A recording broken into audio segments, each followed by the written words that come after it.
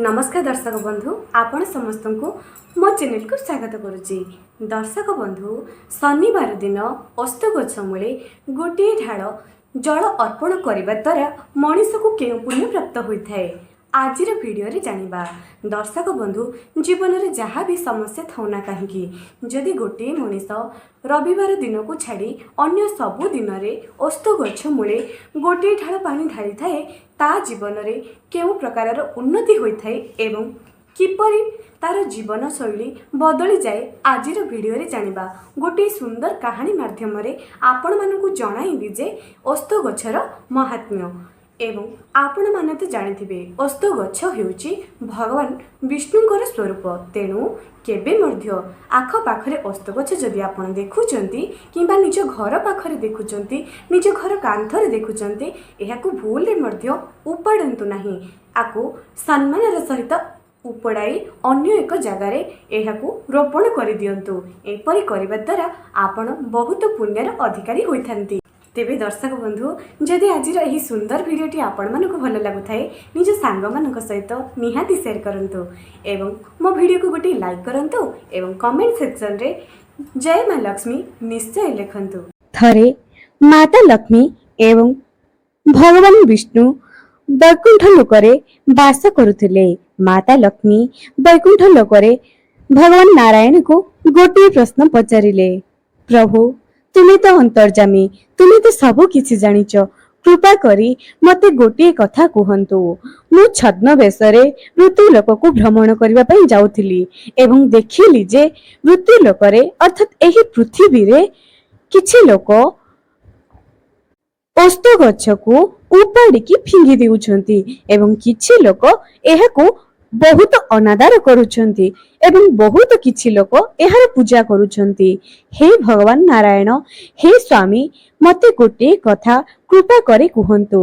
जेउ माने अस्त गछर पूजा करंती से माने केउ पुण्यर अधिकारी हुअंती एवं जे केही भी अस्त गछ को केबे पानी भी दिए न थाए ताको उपाड़ी की फिंगी दे थाए तार अनादर करि थाए ताको केउ पाप भोगिबा पई पड़ी थाए। तेबे दर्शक बंधु जदि आज मध्ये आपण माने एही परि भूल करूचंती किंबा आपण को आख पाखरे लोक माने एपरि भूल करूचंती तेबे एही वीडियोटी से मानकु निश्चय पठांतु।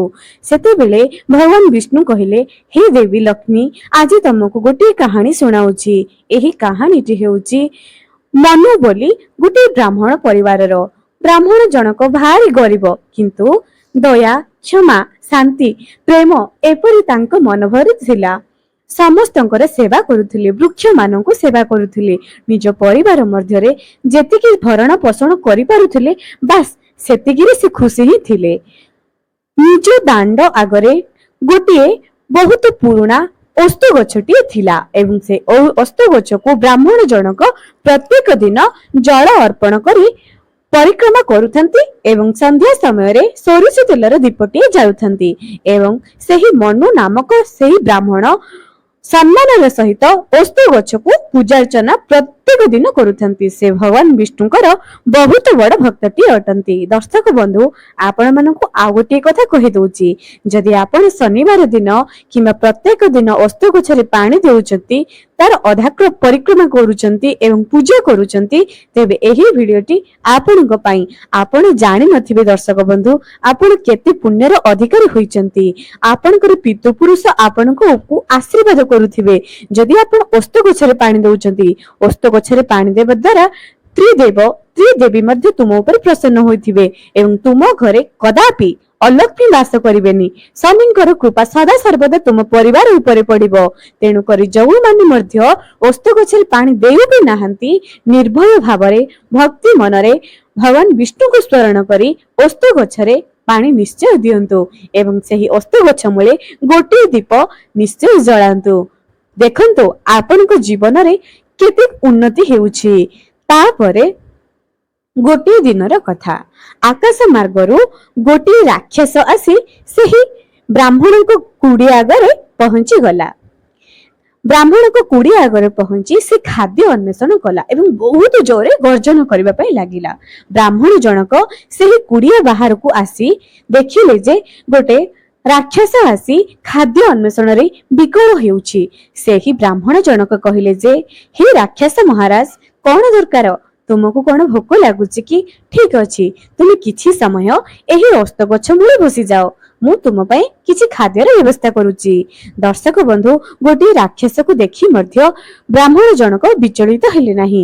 ଯେତେବେଳେ ରାକ୍ଷସଟି ସେହି ଓସ୍ତ ଗଛ ମୂଳକୁ ଗଲା, ସେ ତତ୍କ୍ଷଣାତ୍ ଜଳି ପୋଡ଼ି ପାଉଁଶ ହୋଇଗଲା ଏବଂ ତାର ସେହି ବିକଟାଳ ଶରୀର ଭିତରୁ ଏକ ସୁନ୍ଦର ମଣିଷଟିଏ ବାହାରକୁ ଆସିଲା। ସେହି ସୁନ୍ଦର ମଣିଷଟିଏ କହିଲା ଯେ, ମୁଁ ବହୁତ ବଡ଼ ସାପରୁ ଆଜି ମୁକ୍ତ ହୋଇଗଲି। ହେ ବ୍ରାହ୍ମଣ ଦେବତା, ମୁଁ ଯେତେବେଳେ ଏହି ଓସ୍ତ ଗଛ ମୂଳକୁ ଆସିଲି, ସେଠି ଛିଡ଼ା ହେବା କ୍ଷଣି ମୋର ସବୁ ପାପ ନଷ୍ଟ ହୋଇଗଲା। ହଁ ଦର୍ଶକ ବନ୍ଧୁ, ଆପଣ ଯଦି ଓସ୍ତ ଗଛ ମୂଳେ ଛିଡ଼ା ବି ହୋଇଯାଉଛନ୍ତି, ଆପଣଙ୍କର ସବୁ ପାପ ନଷ୍ଟ ହୋଇଯାଏ।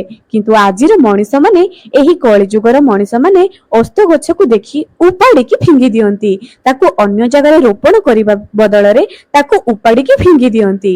ତେବେ ବ୍ରାହ୍ମଣ ଜଣକ ସେହିଠାରେ ସେହି ମହାନ ତେଜସ୍ୱୀ ପୁରୁଷ ସାଙ୍ଗରେ କଥା ହେଉଥିଲେ। ଠିକ ସେହି ସମୟରେ ଯମଦୂତ ମାନେ ରାକ୍ଷସର ଦେହରୁ ବାହାରିଥିବା ଆତ୍ମାକୁ ନେବା ପାଇଁ ଆସିଲେ ଏବଂ ସେହି ସମୟରେ ଆଉ 2 ଜଣ ଯମଦୂତ ଆସି ମନୁ ନାମକ ବ୍ରାହ୍ମଣକୁ ଉଠାଇକି ନେଇଗଲେ। କିନ୍ତୁ ଏଥିରେ ଗୋଟେ ହଇରାଣ ହବାର କଥା, ମନୁ ତ ଜୀବିତ ଥିଲେ, କିନ୍ତୁ ତାପରେ ମଧ୍ୟ ସେ ଯମଲୋକକୁ କିପରି ଗଲେ? ଯମଲୋକକୁ ଯିବା ବାଟରେ ଯମଦୂତ ମାନେ 2 ଜଣଙ୍କ ଭିତରେ କଥା ହେଉଥାନ୍ତି। ଯେତେବେଳେ ଆମେ ଅନ୍ୟ କୌଣସି ଆତ୍ମାକୁ ଯମଙ୍କ ପାଖକୁ ନେଇଯାଉ, ସେହି ସମୟରେ ସେହି ଆତ୍ମା କେତେ ବିକଟାଳ ଶବ୍ଦ କରେ, କିନ୍ତୁ ଏହି ମଣିଷ ଜଣକ ଜମା ମଧ୍ୟ ପାଟି କରୁନାହିଁ, କେବଳ ଓಂ ନମୋ ଭଗବତେ ବାସୁଦେବାୟ ଏହିପରି ଉଚ୍ଚାରଣ କରୁଛି। ଏପରି ସେମାନେ ଯମଦୂତ ପାଖରେ ପହଞ୍ଚିଗଲେ। ସ୍ୱୟଂ ଧର୍ମରାଜ ଏହି ମନୁ ନାମକ ବ୍ରାହ୍ମଣଙ୍କୁ ଦେଖି ଡରିଗଲେ ଏବଂ ସେ କହିଲେ କି, ଆରେ ଯମଦୂତ, ତୁମେ ଏ କଣ କଲ? ମୁଁ କଣ ତୁମକୁ ଏହି ମନୁ ନାମକ ବ୍ରାହ୍ମଣକୁ ଆଣିବା ପାଇଁ କହିଥିଲି? ତୁମେ କଣ ମୂର୍ଖ ଅଟେ? ଇଏ ପୁରା ଜୀବିତ ଅଟନ୍ତି। ତୁମେ କେଉଁ ରୂପରେ ଏହି ଜୀବିତ ବ୍ୟକ୍ତିକୁ ମୋ ଠାକୁ ନେଇ ଆସିଛ? ଏତେ ଦିନ ମୋ ପାଖରେ କାମ କରୁଛ, ତୁମେ ଯମଦୂତ ହେବା ପାଇଁ ଜମା ଯୋଗ୍ୟ ହିଁ ନାହୁଁ। ଏପରି ଯମଦୂତ ବହୁତ କ୍ରୋଧ ସେହି ଯମଦୂତ ମାନଙ୍କ ଉପରେ କଲେ। ଧର୍ମରାଜ ବ୍ରାହ୍ମଣ ଜଣକୁ ଦେଖି ସାଷ୍ଟାଙ୍ଗ ପ୍ରଣିପାତ କଲେ। ବ୍ରାହ୍ମଣ ଜଣକ ଧର୍ମରାଜଙ୍କୁ ନମସ୍କାର କଲେ, ହୃଦୟରୁ ବହୁତ ସମ୍ମାନ ଦେଲେ ଏବଂ କହିଲେ ଯେ, ଦେଖ ହେ ଧର୍ମରାଜ, ଏହି ଯମଦୂତ ମାନଙ୍କୁ ତୁମେ ଗାଳି କର ନାହିଁ। ଯାହା ହଉ, ମୋର ଭାଗ୍ୟ, ମୁଁ ବଞ୍ଚି ଥାଉ ଥାଉ ଏହି ଯମପୁରକୁ ଦେଖିଦେଲି ଏବଂ ଆପଣଙ୍କୁ ଦେଖିଲି।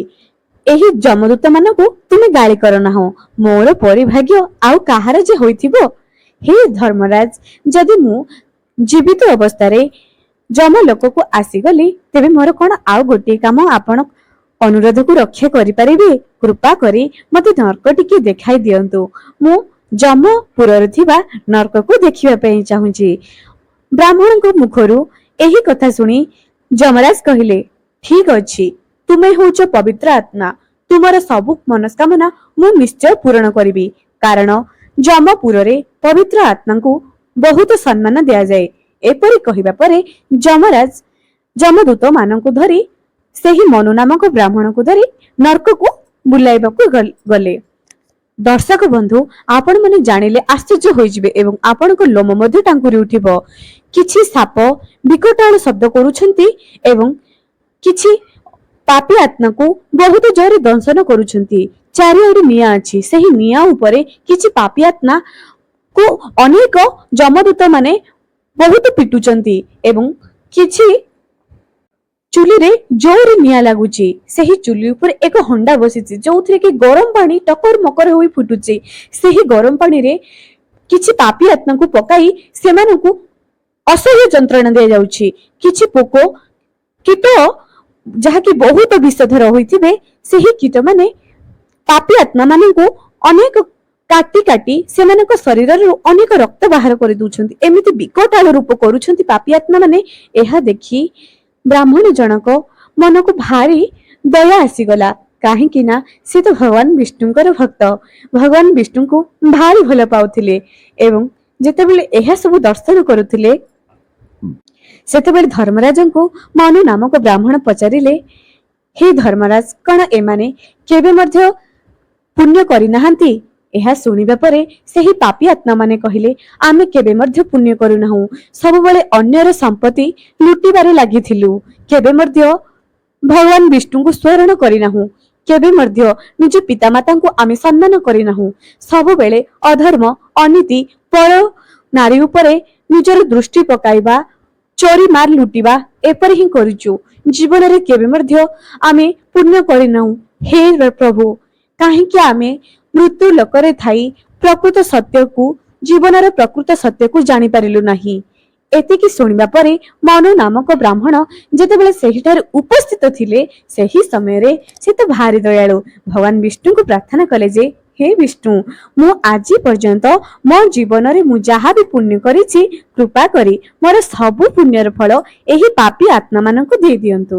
ଏମିତି କହିବା କ୍ଷଣି ତତ୍କ୍ଷଣାତ୍ ଭଗବାନ ବିଷ୍ଣୁ ପ୍ରକଟ ହୋଇଯାଆନ୍ତି ଏବଂ ସେହି ପାପୀ ଆତ୍ମାମାନଙ୍କୁ ମୁକ୍ତି ପ୍ରଦାନ କରିଦିଅନ୍ତି ଏବଂ ସମସ୍ତଙ୍କୁ ବୈକୁଣ୍ଠ ଲୋକକୁ ପଠାଇ ଦିଅନ୍ତି। କିନ୍ତୁ ତାପରେ ମଧ୍ୟ କିଛି ପାପୀ ଆତ୍ମା ସେମିତି କଷ୍ଟ ପାଉଥାନ୍ତି। ଏହା ଦେଖିବା ପରେ ମନୁ ନାମକ ବ୍ରାହ୍ମଣ ଭଗବାନ ବିଷ୍ଣୁଙ୍କୁ ଏବଂ ଧର୍ମରାଜଙ୍କୁ ପଚାରନ୍ତି, ଏମାନେ କାହିଁକି ରହିଗଲେ? କାହିଁକି ଏତେ ପାପ ଏମାନେ କରିଛନ୍ତି? ଏମାନେ କେଉଁ ପାପ କରିଛନ୍ତି? ଭଗବାନ ବିଷ୍ଣୁଙ୍କର ନାମ ନେଲା ପରେ ମଧ୍ୟ ଏମାନେ କାହିଁକି ବୈକୁଣ୍ଠ ଲୋକକୁ ଗଲେ ନାହିଁ? କାହିଁକି ଏମାନଙ୍କର ପୁନରୁଦ୍ଧାର ହେଲା ନାହିଁ? ଏହା ଶୁଣିବା ପରେ ଭଗବାନ ବିଷ୍ଣୁ କହିଛନ୍ତି ଯେ, ଏମାନେ ଓସ୍ତ ଗଛକୁ ଉପାଡ଼ିକି ଫିଙ୍ଗିଛନ୍ତି, ଓସ୍ତ ଗଛର ଅନାଦର କରିଛନ୍ତି।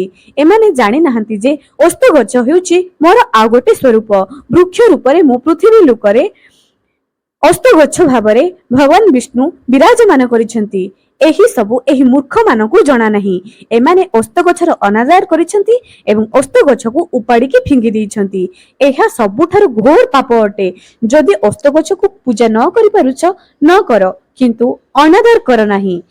ଏପରି ଅନାଦର କରିଲେ ଭଗବାନ ବିଷ୍ଣୁ ଅଘୋର ଅବସ୍ଥା ଦିଅନ୍ତି ଏବଂ ପାପୀ ଆତ୍ମା ରୂପରେ ଯମ ଲୋକରେ ନାନା ଦୁଃଖ, ନାନା ଯନ୍ତ୍ରଣା ଭୋଗିବା ପାଇଁ ପଡିଥାଏ। ତେବେ ଦର୍ଶକ ବନ୍ଧୁ, ଯଦି ଆପଣ କେବେ ମଧ୍ୟ ଓସ୍ତ ଗଛକୁ ଉପାଡ଼ିବାରେ ବି ଭାବିଛନ୍ତି, ଏହା ଜମା ମଧ୍ୟ କରନ୍ତୁ ନାହିଁ। ପୃଥିବୀ ଲୋକରେ ଯେଉଁ ଓସ୍ତ ଗଛକୁ ଆପଣ ଦେଖୁଛନ୍ତି, ଏହା ହେଉଛି ଭଗବାନ ବିଷ୍ଣୁଙ୍କର ଆଉ ଗୋଟେ ସ୍ୱରୂପ। ଭଗବାନ ବିଷ୍ଣୁ ଏହି ଧରା ପୃଷ୍ଠରେ ଓସ୍ତ ଗଛ ଭାବରେ ଏହି ପ୍ରକୃତିରେ ଅବସ୍ଥାନ କରିଛନ୍ତି। ଯେପରି ଅଁଳା ଗଛ ହେଉଛି ଲକ୍ଷ୍ମୀ ନାରାୟଣଙ୍କର ସ୍ୱରୂପ, ବେଲ ଗଛ ହେଉଛି ମାତା ଲକ୍ଷ୍ମୀଙ୍କର ସ୍ୱରୂପ, ଠିକ ସେହିପରି ଓସ୍ତ ଗଛରେ ଭଗବାନ ବିଷ୍ଣୁ ବିରାଜମାନ କରିଛନ୍ତି। ଯଦି ଓସ୍ତ ଗଛକୁ ରବିବାର ଛାଡି ପ୍ରତ୍ୟେକ ଦିନ ଗୋଟିଏ ଢାଳ ପାଣି ଆପଣ ଅର୍ପଣ କରୁଛନ୍ତି, ଓସ୍ତ ଗଛ ମୂଳେ ଗୋଟିଏ ଦୀପ ଆପଣ ଦେଉଛନ୍ତି, ମନେ ରଖନ୍ତୁ ଆପଣଙ୍କର ପିତୃପୁରୁଷ ମାନଙ୍କର ପୁନରୁଦ୍ଧାର ହୋଇଯିବ। ଭଗବାନ ବିଷ୍ଣୁ ସେମାନଙ୍କୁ ବୈକୁଣ୍ଠ ଲୋକରେ ବାସ କରିବେ ଏବଂ ତୁମର ଜୀବନରେ କେବେ ମଧ୍ୟ ଦୁଃଖ ଆସିବ ନାହିଁ। ତୁମ ପରିବାର ସୁଖ ମଙ୍ଗଳମୟ ରହିବ। କେବେ ମଧ୍ୟ ଶନି ଦଶା ତୁମ ପରିବାରରେ ପଡିବ ନାହିଁ। ତେଣୁ କରି ଯଦି ଓସ୍ତ ଗଛର ପୂଜା ନ କରିପାରୁଛନ୍ତି, ତାହାର ଅନାଦର କରନ୍ତୁ ନାହିଁ ଏବଂ ଯଦି ଚାହୁଁଛନ୍ତି କି ପୂଜା କରିବା ପାଇଁ, ତେବେ ଆଜି ହିଁ ଆରମ୍ଭ କରିଦିଅନ୍ତୁ।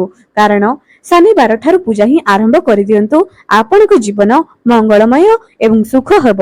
ଏହା ହିଁ ଭଗବାନ ନିକଟରେ ଆମର ପ୍ରାର୍ଥନା।